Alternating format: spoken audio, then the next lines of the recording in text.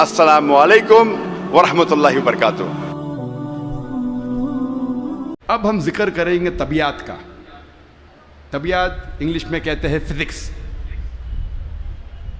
और कई सदी पहले एक नज़रिया था जिसे कहते हैं एटमिज्म, और 23 सदी पहले ग्रीक्स, पर्टिकुलरली डेमोक्रेट्स, उनने ये एटमिज्म के बारे में सबसे पहले कहा, एटमिज्म के नज़रिए के बारे में,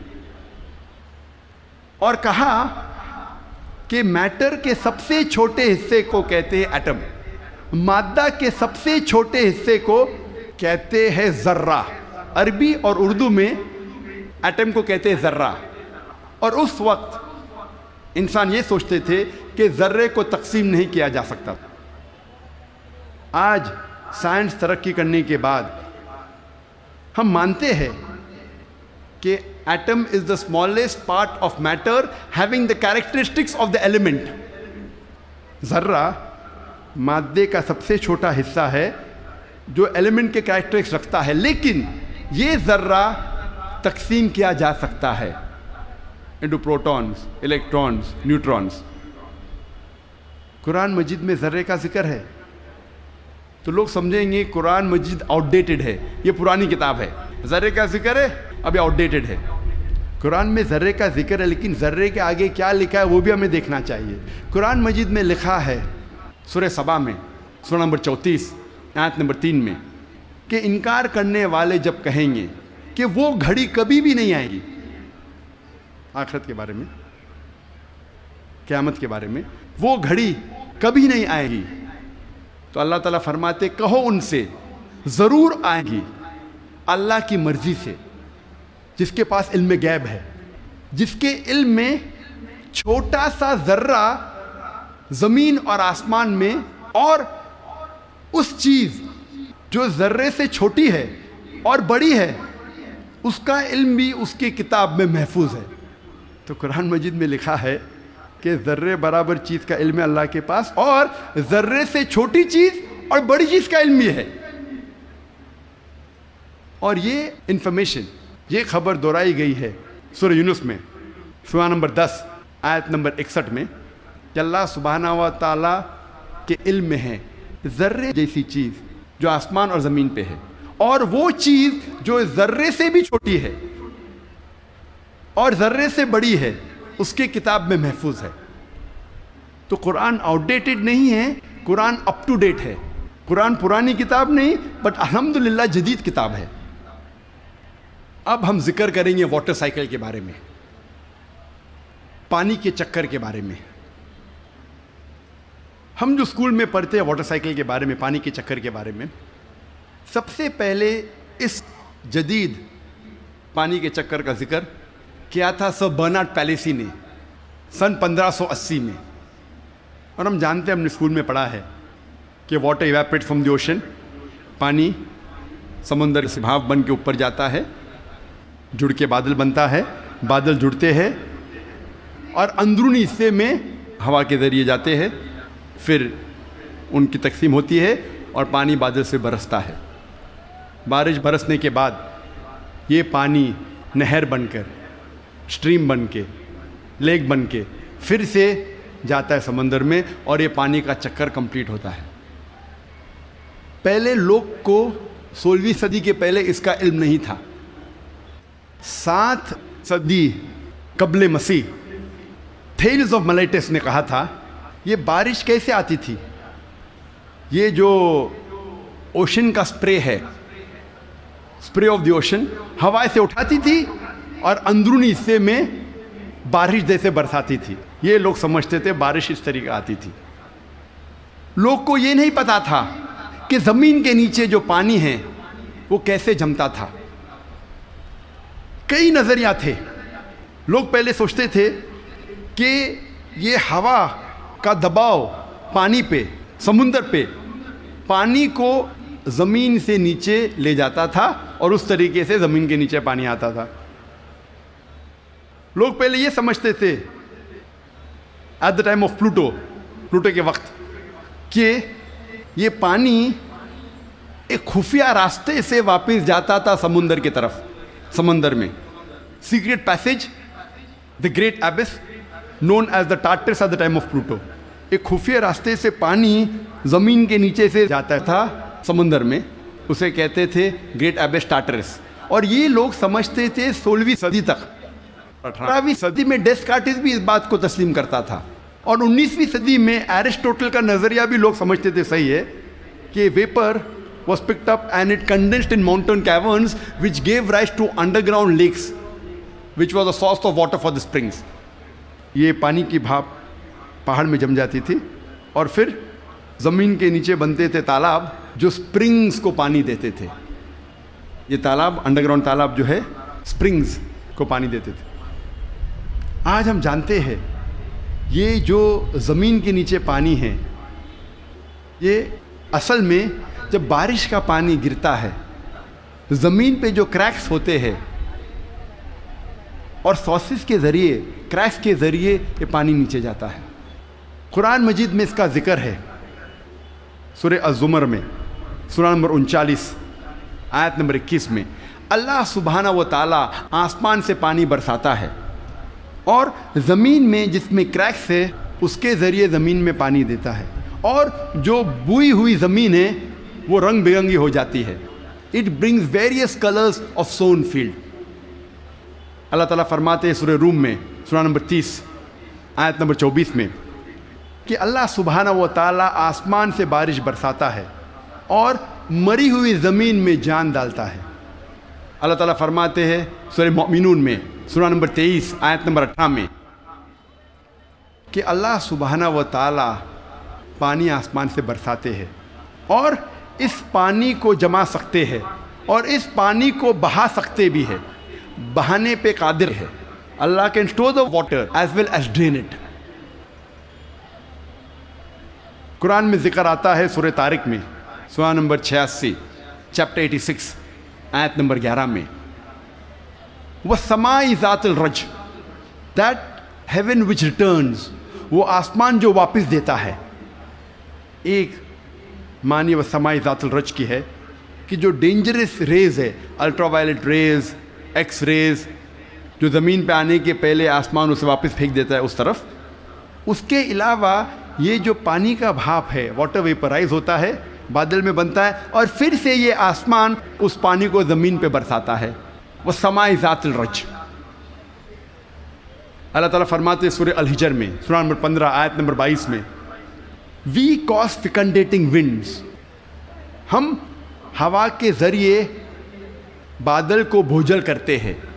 عربی لفظ لواقی, لقا سے آتا ہے, جس کا معنی ہے ٹو امپریگنیٹ, ٹو فیکنڈیٹ, برآور کرنا, بوجھل کرنا. ہوا بادل کو پولن گرینز کے ذریعے بوجھل کرتی ہے, اٹ امپریگنیٹس دا کلاؤڈ. اور دوسری وجہ ہے کہ بادل جب آپس میں ملتے ہیں دے کنڈینس, اس کے بعد پانی برستا ہے. قرآن میں اللہ تعالیٰ فرماتے ہیں سورہ نور میں, سورہ نمبر 24 آیت نمبر 43 میں, 43 میں, اللہ سبحانہ و تعالیٰ ہوا کے ذریعے بادل کو چلاتے ہیں, لے جاتے ہیں, جینٹلی پشز دا کلاؤڈس. پھر یہ بادل آپس میں جڑتے ہیں, بڑے ہو جاتے ہیں, اس کے بعد پانی بادل سے برستا ہے. اللہ تعالیٰ فرماتے ہیں سورہ روم میں, سورہ نمبر 30 آیت نمبر 48 میں, اللہ سبحانہ و تعالیٰ ہوا کے ذریعے بادل کو ہلاتے ہیں اور لے جاتے ہیں اندرونی حصے میں. اس کے بعد بادل کو چھوٹے چھوٹے حصے میں تقسیم کرتے ہیں, اس کے بعد پانی بادل سے برستا ہے. قرآن مجید میں پانی کے چکر کے بارے میں گہرائی سے ذکر ہے, تفصیل سے ذکر ہے کئی جگہ. سورہ اعراف میں, سورہ نمبر 7 آیت نمبر 57 میں, سورہ رعد سورہ نمبر 13 آیت نمبر 17 میں, سورہ فرقان سورہ نمبر 25 آیت نمبر 48 اور 49 میں, سورہ فاطر سورہ نمبر 35 آیت نمبر 9 میں, سورہ یاسین سورہ نمبر 36 آیت نمبر 34 میں, سورہ جاسیہ سورہ نمبر 45 آیت نمبر 5 میں, سورہ قوف سورہ نمبر 50 آیت نمبر 9 اور 10 میں, سورہ واقعہ سورہ نمبر 56 آیت نمبر 68 to 70, سورہ ملک سورہ نمبر 67 آیت نمبر 30, سورہ طارق سورہ نمبر 86 آیت نمبر 11. کئی آیتیں ہیں قرآن مجید میں جو تفصیل کے ساتھ ذکر کرتے ہیں پانی کے چکر کے بارے میں. صرف پانی کے چکر کے بارے میں اگر ذکر کرے گھنٹوں تک تقریر دے سکتے ہیں. صرف قرآن مجید میں پانی کے چکر کا ذکر. اب ہم تذکرہ کریں گے ارضیات کے بارے میں، جیولوجی. آج ماہرین ارضیات جیولوجسٹ یہ کہتے ہیں کہ زمین کا ریڈیس نصف قطر، ریڈیس اردو میں کہتے ہیں نصف قطر، وہ تقریباً 3750 میل ہے. اور جو اندرونی حصہ ہے زمین کا وہ سیال ہے، لکوڈ ہے، ہاٹ لکوڈ، گرم سیال، اور اس میں کوئی جاندار چیز جی نہیں سکتی. لیکن اوپر کا حصہ ہے وہ سالڈ ہے، وہ ٹھوس ہے. اور اوپر جو سپرفیشل ارتھ کرسٹ ہے، زمین کی سطح، ارتھ کرسٹ، یہ بہت پتلی ہے، تقریباً 1 سے 30 میل پتلی، صرف 1% سے کم. اور بہت سے امکان ہے کہ یہ زمین کی سطح ہل جائیں گی، ارتھ کرسٹ ول شیک. آج سائنسداں یہ کہتے ہیں due to the folding phenomena it gives rise to mountain ranges. ایک فولڈنگ فنومینا ہے جس سے پہاڑ پیدا ہوتے ہیں، اور اس پہاڑ کی وجہ سے زمین کی سطح کو استحکام ملتا ہے، اسٹیبلٹی ملتی ہے. قرآن مجید میں اللہ تعالیٰ فرماتے ہیں سورہ نبا میں، سورہ نمبر 78 78 آیت نمبر 6 اور 7 میں، ہم نے زمین بچھائی ہے، والجبال اوتادا، اور پہاڑ کو اوتاد جیسا بنایا ہے. اوتاد عربی میں کہتے ہیں کھوٹے کو، ٹینٹ پیگز، سٹیکس میں کھو. اور ہم جانتے ہیں جب ٹینٹ پیگ کو زمین میں ہم ڈالتے ہیں، جب کھوٹے کو زمین میں ڈالتے ہیں تو اکثر حصہ زمین کے نیچے گڑ جاتا ہے، اوپری حصہ بہت کم رہتا ہے، 10% سے کم. جس طریقے سے آئس برگ پانی میں، برف کا گولا آئس برگ جب پانی میں دیکھتے ہیں صرف 10% پانی کے اوپر ہے، 90% سے زیادہ پانی کے نیچے. اسی طریقے سے پہاڑ، جو اوپری حصہ ہم پہاڑ کا دیکھتے ہیں وہ کھوٹے جیسا ہے، میخو جیسا ہے، ٹینٹ پیگ جیسا ہے. اوپر کا حصہ بہت چھوٹا ہے، اکثر تقریباً 90% زمین کے نیچے ہے. اور اس کی وجہ ہے کہ زمین کو استحکام، اسٹیبلٹی دیتا ہے. قرآن مجید میں اللہ تعالیٰ فرماتے ہیں سورہ نازیات میں، سورہ 79 آیت نمبر 32 میں، اور سورہ غاشیہ سورہ نمبر 88 آیت نمبر 19 میں، ہم نے پہاڑ کو زمین سے مضبوطی سے بنایا ہے. We have placed on the earth mountain standing firm. زمین پہ ہم نے پہاڑ مضبوطی سے بنایا ہے.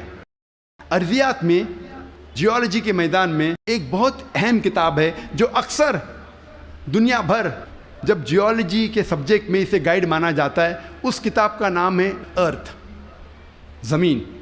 اور اس کے ایک لیکھک، ون آف دا آتھرس، اس کا نام ہے ڈاکٹر فرینک پریس، جو یو ایس اے کے سائنس اکیڈمی کے پریزیڈنٹ تھے اور ex president of U S A Jimmy Carter کے سائنس ایڈوائزر تھے. ڈاکٹر فرینک پریس ارتھ کتاب میں پہاڑ کا نقشہ بناتے ہیں اور دکھاتے ہیں کہ پہاڑ کے جڑ زمین کے نیچے ہے، ویج شیپڈ. اور لکھتے اپنی کتاب میں کہ پہاڑ کا اہم مقصد ہے کہ زمین کو استحکام دینا، to give stability to the earth. اور قرآن میں ہو بہو وہی ذکر ہے 1400 سال پہلے، سورہ انبیاء میں سورہ نمبر 21 آیت نمبر 31 میں، سورہ نحل سورہ نمبر 16 آیت نمبر 15، اور سورہ لقمان سورہ نمبر 31 آیت نمبر 10 میں، کہ ہم نے زمین پر پہاڑ جمع کے رکھا ہے تاکہ زمین نہ ہلے. تو قرآن میں لکھا ہے پہاڑ کا اہم مقصد ہے زمین کو ہلنے سے بچانا، to give stability to the earth, to prevent the earth from shaking. آپ سوچ سکتے ہیں قرآن مجید میں 1400 سال پہلے اس کا ذکر ہے. اور سائنسداں نے آج کل حال ہی میں 50 سال پہلے، 100 سال پہلے، 200 سال پہلے اسے تسلیم کیا، اور قرآن میں اس کا ذکر 1400 سال پہلے ہے۔ اب ہم تذکرہ کریں گے علم بحر کے بارے میں، اوشنوگرافی کے بارے میں۔ اور اوشنوگرافی کے فیلڈ میں قرآن مجید میں اللہ سبحانہ تعالیٰ فرماتے ہیں سورہ فرقان میں، سورہ نمبر 25 آیت نمبر 53 میں، 53 میں، اللہ سبحانہ و تعالیٰ نے 2 قسم کے پانی بنائے ہیں، ایک پینے والا اور میٹھا، اور دوسرا کھارا اور کڑوا، اور دونوں کے بیچ اللہ نے ایک برزخ بنایا ہے، بنا دکھنے والا ایک ویل، ایک پردہ۔ عربی میں لفظ برزخ، برزخ کے معنی پردہ۔ جس طریقے سے انسان مرتا ہے اور واپس سے قیامت میں اٹھنے کے پہلے ہم کہتے ہیں برزخ میں ہے، انسین، جو دیکھے نہیں جا سکتا ہے وہ زندگی، قرآن میں کہا گیا برزخ، نہ دیکھے جانے والا پردہ۔ قرآن میں پھر سے اس کا ذکر ہے سورہ رحمان میں، سورہ نمبر 55 آیت نمبر 19 اور 20 میں، جو آج ہمارے ننھے سے قاری نے اس کی تلاوت کی۔ مرج البحرین یلتقیان بینہما برزخ لابغیان، کہ اللہ سبحانہ و تعالیٰ نے 2 قسم کے پانی بنائے جو آپس میں ملتے ہیں، لیکن ان کے درمیان ایک برزخ ہے، ان کے درمیان ایک پردہ ہے۔ لوگ پہلے جانتے تھے کہ 2 قسم کے پانی ہیں، کھارا اور میٹھا، کھارا پانی میٹھا پانی، لیکن مفسرین قرآن یہ نہیں سمجھ پاتے تھے اللہ تعالیٰ کیا کہنا چاہتا ہے جب کہتا ہے کہ کھارے اور میٹھے پانی کے درمیان برزخ ہے۔ پانی آپس میں ملتا ہے لیکن یہ ایک دوسرے سے گھل مل نہیں سکتا۔ کھارا پانی اور میٹھا پانی ملتا ہے لیکن ان کے درمیان برزخ ہے، تاکہ ایک پانی دوسرے پانی میں مل نہیں سکے۔ تو مفسر قرآن یہ سمجھ نہیں پاتے تھے اللہ تعالیٰ کیا فرمانا چاہتا ہے۔ آج جو سائنس ترقی کرنے کے بعد اور علم بحر کے بارے میں ہم آج اور جانتے ہیں، جب پروفیسر ہے جو USA کے مشہور ماہر ہے علم بحر میں، یہ سائنٹسٹ نے کہا کہ اس کے معنی ہیں آج ہم جانتے ہیں کہ جب بھی میٹھا پانی کھارے پانی میں جاتا ہے، بہتا ہے، وہ میٹھا پانی اپنی مٹھاس کو کھو دیتا ہے اور کھارا بن جاتا ہے، اور اس کے درمیان there is a transitional homogenizing area، جو عربی میں قرآن میں لکھا ہے برزخ، ایک پردہ۔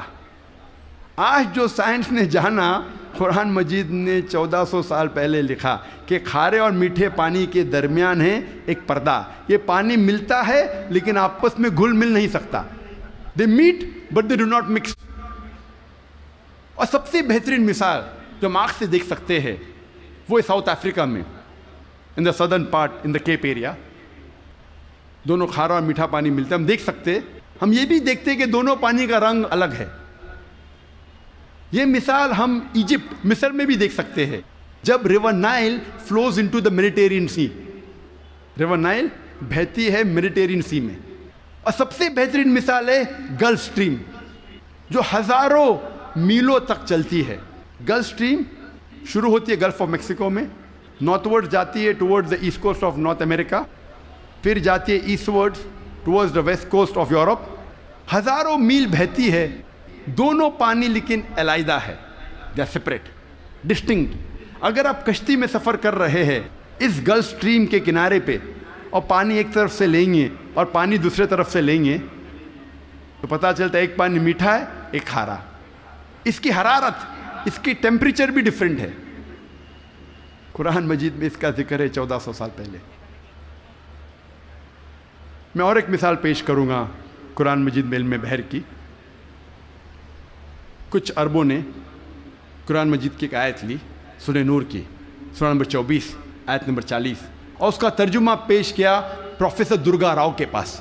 پروفیسر درگا راؤ اس وقت کنگ عبدالعزیز یونیورسٹی جدہ میں پڑھاتے تھے، اور وہ ماہر تھے علم بحر میں، he was a Marine geologist. اور ترجمہ پیش کیا اور کہا آپ کا اس قرآن کی آیت پہ کیا خیالات ہے۔ قرآن مجید میں لکھا ہے سورہ نور میں، سورہ نمبر 24 آیت نمبر 40 میں، کہ انکار کرنے والوں کے ذہن کی کیفیت ایسی ہے جس طریقے سے سمندر کے گہرائی میں اندھیرے پر اندھیرا، موج پر موج، لہر پہ لہر، اس کے اوپر بادل، جب انسان اپنے ہاتھ کو آگے کرتا ہے وہ دیکھ نہیں سکتا۔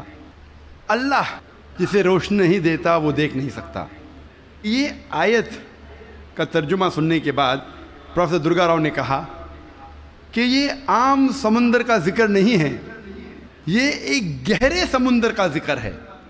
اور پہلے انسان یہ نہیں جانتا تھا کہ سمندر کی گہرائی میں اندھیرا تھا۔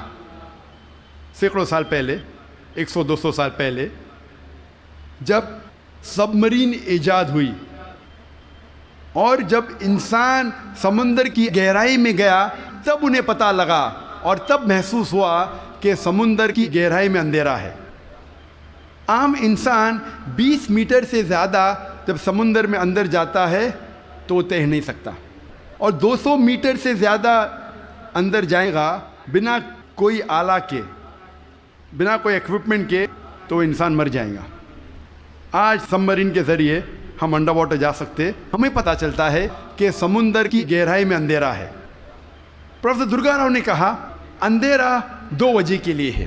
سب سے پہلی وجہ ہے جب روشنی پانی میں داخل ہوتی ہے، روشنی کی کرن، تو ایک کے بعد ایک رنگ پانی میں جذب ہوتا ہے۔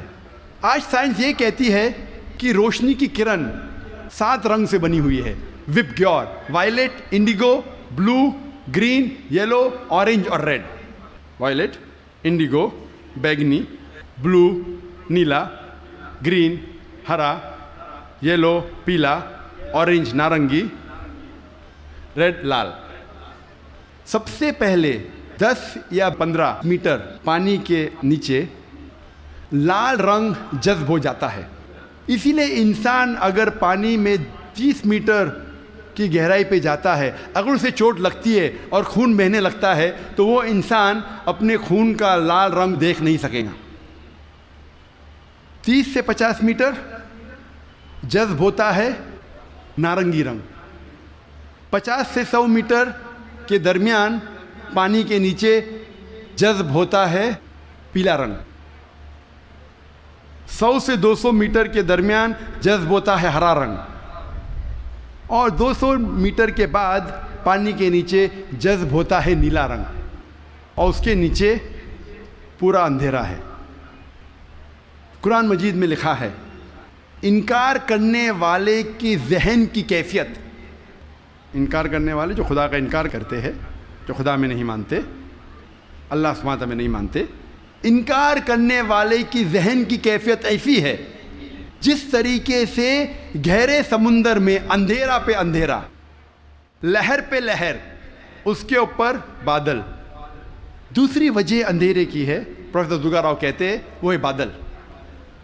جب سورج کی روشنی آتی ہے کئی بار بادل اس روشنی کو جذب کر لیتا ہے، اس لیے بادل کے نیچے ہم دیکھتے ہیں اندھیرا، اور جو روشنی بادل کے ذریعے جذب نہیں ہوتی اور جب سمندر میں جاتی ہے، کئی بار جو سمندر کے اوپر لہریں ہیں وہ لائٹ ریز کو ریفلیکٹ کرتی ہے، اور جو لائٹ ریز، جو روشنی کی کرن ریفلیکٹ نہیں ہوتی وہ سمندر میں داخل ہوتی ہے، اور جیسے میں نے کہا ایک رنگ کے بعد ایک رنگ جذب ہوتا ہے۔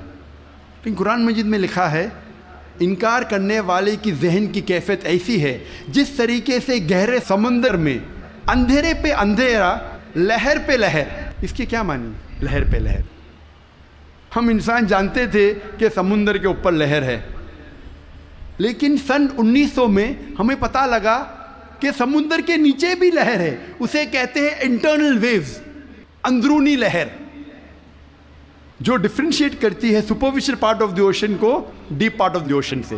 یہ اندرونی لہر تقسیم کرتی ہے سمندر کو اوپری سے اور اندرونی حصے میں۔ اوپری حصہ superficial part is lit up and warm, گرم ہوتا ہے اور اس میں روشنی ہوتی ہے۔ جو گہرا بھاگ ہوتا ہے سمندر کا وہ اندھیرا ہوتا ہے اور ٹھنڈا ہوتا ہے۔ یہ انٹرنل ویوز، اندرونی لہر ہمیں پتہ چلی تقریباً 110 سال پہلے۔ قرآن میں لکھا ہے لہر پر لہر، یعنی اندرونی لہر کے اوپر ہے سپرفیشل ویوز. اسی لیے مچھلیاں بھی جب گہرائی میں جاتی ہے وہ دیکھ نہیں سکتی, اپنی خود کی روشنی لے جاتی ہے. ڈیو ٹو کیمیکل ریئیکشن مچھلی خود کی روشنی کے ذریعے دیکھ سکتی ہے گہرے اندھیرے میں. پروفیسر درگا راؤ نے کہا کہ یہ کتاب قرآن مجید انسان کی لکھی ہوئی کتاب ہو ہی نہیں سکتی. اور پروفیسر درگا راؤ نے کہا یہ کتاب خدا کی طرف سے ہے. جی خوش آمدید دوستو, امید کرتا ہوں ویڈیو آپ نے پوری دیکھی ہوگی اور آپ کو پسند بھی آئی ہوگی. آج کل کے زمانے میں لوگ بات کرتے ہیں اے آئی, آرٹیفیشل انٹیلیجنس. کچھ لوگ کہتے ہیں کہ آج کے دور میں آپ ڈیجیٹلائزیشن کی طرف جائیں. کچھ کہتے ہیں کہ آج کل بایولوجیکل جو ہے نا, بایولوجی اور میڈیکل اس کا سکوپ زیادہ ہے. بعض کہتے ہیں کہ کیمسٹ کی سکوپ زیادہ ہے. یہ تمام علوم دنیاوی علوم ہے. اگر آپ ڈاکٹری کی طرف جاتے ہیں, کیمسٹری کی طرف جاتے ہیں, فزکس کی طرف جاتے ہیں, میتھمیٹکس, اسی طرح انگلش, یہ سب دنیاوی علوم ہے. اور یہ بات یاد رکھو کہ ہمارے پاکستان میں جتنے بھی علوم ہیں, بلکہ پاکستان نہیں تمام دنیا میں جتنے بھی علوم ہیں دنیاوی, مثال کے طور پر اگر فزکس ہے, کیمسٹری ہے, بایولوجی ہے, یہ آج کل اگر کوئی بھی سیکھتا ہے تو وہ اس لیے سیکھتا ہے تاکہ اس کو ایک اچھی جاب مل جائے. 100 میں سے 90% لوگوں کا یہی جو ہے نا وہ دماغ بنا ہوا ہے, یہی دل میں بیٹھا ہوا ہے, اور وہ اسی لیے یہ حاصل کرتے ہیں تاکہ اس کو اچھی نوکری مل جائے اور پیسے اس کو زیادہ مل جائے. اگر آپ کو میری بات کا یقین نہیں تو آپ خود ذرا دیکھیں کہ آج کل اسکول میں, کالج میں اور یونیورسٹی میں ایک بچے پر والدین کتنا خرچہ کراتے ہیں. اس کے اسکول کا خرچہ, اس کے کالج کا خرچہ, اس کے ٹرانسپورٹ کا خرچہ, اس کی پاکٹ منی, اور اسی طرح اس کے جو ہے نا ٹیوشنز وغیرہ پر آپ ملا کر تو کروڑوں روپے اس پہ لگا دیتے ہیں. وجہ کیا ہے کہ کیونکہ کل کو یہ ایک ڈاکٹر بنے گا اور اچھی فیس لے گا اور اس کے پیشنٹ بھی زیادہ ہوں گے اور پیسے زیادہ کمائے گا. تو پوری دنیا نے اس مسلمان کو اس پر لگا دیا کہ آپ پیسے کس طرح کمائیں, اور اس پیسے کی لالچ میں, پیسے کمانے کے چکر میں انسان اپنے مقصد کو بھول گیا. یاد رکھو کہ یہ دنیا یہ ضرورت ہے اور آخرت جو ہے وہ مقصد ہے. تو کبھی بھی مقصد کے لیے, اپنے ضرورت کے لیے مقصد کو نہیں چھوڑنا چاہیے. مثال کے طور پر آپ کا سفر کا ارادہ ہے, آپ جا رہے ہو حج کے لیے مکہ مکرمہ, اس کے لیے آپ کا مقصد حج کرنا ہے, ٹھیک ہے. اور یہ سفر جو ہے, جہاز کا ویزا, یہ سب کچھ ایک ضرورت ہے آپ کے لیے. اور آپ کہتے ہیں کہ نہیں یار بس یہ جہاز میں بیٹھتا ہوں, جتنے پیسے لگتے ہیں لگ جائے, میں صرف یہ جہاز کا سفر جو ہے نا یہ مجھے بہت زیادہ پسند ہے, اور اس جہاز میں بیٹھ کر جاتا ہوں تو اس جہاز میں مجھے ہر ایک سہولت میسر کی جائے, اور اس میں میرا گھر بھی آ جائے, میرا کاروبار بھی اس میں آ جائے, سب کچھ اس میں آ جائے. تو ضرورت کو آپ نے مقصد بنا دیا, اور جو مقصد تھا حج کا, حج سیکھنا, حج میں کیا ہوتا ہے, حج میں احرام کیا ہوتا ہے, وہ آپ سے رہ گیا. تو آپ سے بیوقوف انسان کوئی نہیں. اسی طرح یہ دنیا بھی ضرورت ہے, اور آپ دنیا میں اگر پیسے کو مقصد بنائیں گے اور اس کے لیے آپ پوری زندگی خرچ کریں گے تو آخر میں جو ہوگا وہ نہایت ہی افسوسناک ہوگا. دنیا کو دنیا کے حد تک ہی رہنے دو اور آخرت کو اپنا مقصد بناؤ, یقیناً یہ آپ کی کامیابی ہوگی. اسی طرح آپ دیکھتے ہیں کہ جو دینی علوم حاصل کرتے ہیں, جو مدرسے لوگ جاتے ہیں, مساجد جاتے ہیں, تو اس پر خرچہ دنیا کی بنسبت کم ہوتا ہے. ان میں نہ کسی ٹیوشن کی ضرورت ہوتی ہے اور نہ کسی تھیسس کی وغیرہ, اور نہ کسی پیسوں کی, بس وہ فری ہو جاتا ہے ایک حساب سے. تو اسی لیے دنیا میں جو دنیاوی علوم ہے اس کی قدر بہت زیادہ ہے, اور جو دینی علوم ہے اس کی قدر نسبتاً کم ہے. وجہ کیا ہے؟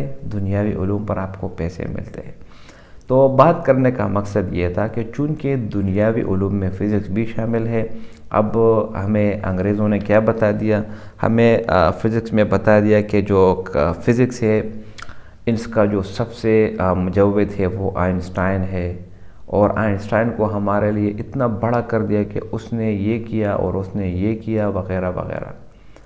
اور ہم مسلمان بھی اتنے نکمے ہیں اور اتنے بیوقوف ہیں کہ ہم بھی آئنسٹائن کو اور نیوٹن کو اپنی فیوریٹ پرسنالٹی بنا دیتے ہیں. ٹھیک ہے، دنیا کا علم اس کے پاس ہے، اس نے تھیوری پیش کی، اس نے ایکویشن پیش کیا، بہت بڑی بات ہے، لیکن ذرا اس کو بھی دیکھیں کہ جو بات وہ کر رہا ہے اس کو یہ آئیڈیا کہاں سے آیا، اس نے کہاں سے یہ چیز ڈرائیو کی۔ اگر آپ ان سب کی جو روٹس جب آپ تلاش کریں گے تو آپ قرآن کی طرف آئیں گے۔ قرآن، آپ نے اس ڈاکٹر ذاکر نائک کا بیان سنا، قرآن سے فزکس کی معلومات کس طرح نکالی۔ قرآن میں لفظ ہے فَمَن يَعْمَلْ مِثْقَالَ ذَرَّةٍ، یہ ذرہ جو ہے نا بہت ہی چھوٹے جو نظر نہ آنے والی چیز ہے اس کو کہتے ہیں، جس طرح ہم فزکس میں کہتے ہیں اور کیمسٹری میں کہتے ہیں ایٹم اور الیکٹران، پروٹان وغیرہ، تو یہ سارے کے سارے اس جو ہے نا ایٹم کے حصے ہیں، یہ سب کے سب ذرے کے زمرے میں آتا ہے۔ تو اسی طرح قرآن میں ایسی معلومات آپ کو ملے گی جو آپ کو آج کل جو سائنس کے نام سے جانتی ہے، فزکس کے نام سے جانتی ہے کہ یہ فلانے نے پیش کی، فلانے نے پیش کی، 1400 سال پہلے یہ قرآن نے آپ کو بتا دی۔ بس فرق یہ ہے کہ ہم مسلمان نے قرآن کو صرف اور صرف ناظرے کی حد تک محسوس کی، اور اس کے علاوہ اس قرآن کو مزید جاننا اور اس کو مزید ایکسپلور کرنا یہ ہم نے مناسب نہیں سمجھا، اس لیے ہم مسلمان پیچھے رہ گئے۔ تمام غیر مسلم تو آج کل ٹیکنالوجی میں آگے ہے، اس کے فیلڈ میں آگے ہے، انہوں نے ہماری کتاب قرآن مجید سے ہی یہ ساری معلومات حاصل کی۔ اسی قرآن سے نکالی گئی معلومات کے نتیجے میں وہ آج کل ہم پر حکمرانی کر رہے ہیں۔ یہ آپ ویڈیوز آپ دیکھ لیں، آپ انٹرنیٹ ریسرچ آپ کریں، آپ چیک کریں، آپ کو اندازہ ہوگا کہ ہم کس حد تک اپنی کتاب سے دور رہ چکے ہیں۔ یہود اور نصارہ جو ہمارے دین کے خلاف ہیں، ہمارے قرآن کے خلاف ہے، لیکن وہ ہماری کتاب سے اتنا دنیاوی فائدہ لے رہے ہیں جتنا کہ ہم نے کبھی سوچا بھی نہ ہو۔ تو یہ ہم مسلمانوں کی کمزوری ہے اور یہ ہم سب کی کمزوری ہے۔ اس لیے ہمیں چاہیے کہ ہم اپنی کتاب قرآن مجید پر توجہ دیں، اس کے حلال کو حلال جانیں، اس کے حرام کو حرام جانیں، اور اس سے معلومات اخذ کریں، اور اس قرآن کو اپنی دنیا میں اپنی زندگی پر امپلیمنٹ کریں تاکہ ہماری دنیا بھی اچھی ہو جائے اور آخرت بھی اچھی ہو جائے۔ تو ڈاکٹر ذاکر نائک نے فزکس کے بارے میں جو باتیں کی، جو قرآن سے کی، وہ بہت ہی زبردست تھی، اور میں یہ بھی کہہ سکتا ہوں کہ پہلے آپ کو شاید اس کے بارے میں یہ نالج نہیں تھی، لیکن جب اس بیان کے بعد آپ کو ذہن میں یہ آئیڈیا آیا ہوگا کہ کاش ہم نے بھی اگر قرآن کو سمجھا ہوتا، پڑھا ہوتا تو بہت ہی اچھا ہوتا۔ ابھی بھی آپ کے پاس وقت ہے اور ٹائم بھی ہے، تو قرآن سے آپ فائدہ اٹھائیں اور اس کو اپنی زندگی میں استعمال کریں اور دوسروں کو بھی فائدہ پہنچائیں۔ امید کرتا ہوں ویڈیو آپ کو پسند آئی ہوگی۔ اگر ویڈیو آپ کو پسند آئے تو اس چینل کو سبسکرائب کریں۔ بہت شکریہ۔